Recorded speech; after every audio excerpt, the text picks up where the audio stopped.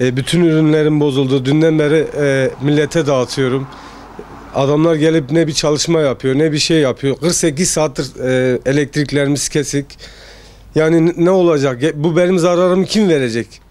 Söylesinler. Gelip benim zararımı karşılayacaklar mı?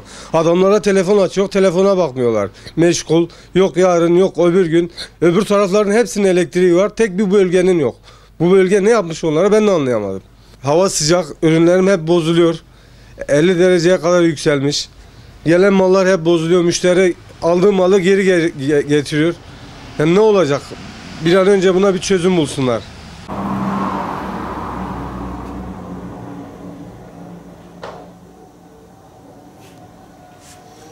Adana Seyhan ilçesinde yaşıyoruz. 48 saattir elektriğimiz kesik. Bütün buzdolabındaki ürünler bozulmuş durumda. Esnafız ve maalesef kan alıyoruz. Hiçbir yetkili bize ulaşmıyor, telefonlarımıza bakmıyor. Hiçbir yerde bir çalışma şu anda mevcut değil. Bakkallarımız dahi herkes şu an buzdolabındaki ürünleri Allah rızası için dağıtmış durumda. Yani esnaf kan alıyor, durumumuz bu. Derhal yetkililerden Allah rızası için bu duruma el atmalarını istiyoruz. Yani sinirler gerçekten tavan yapmış durumda. Hiçbir yerde bir çalışma yok.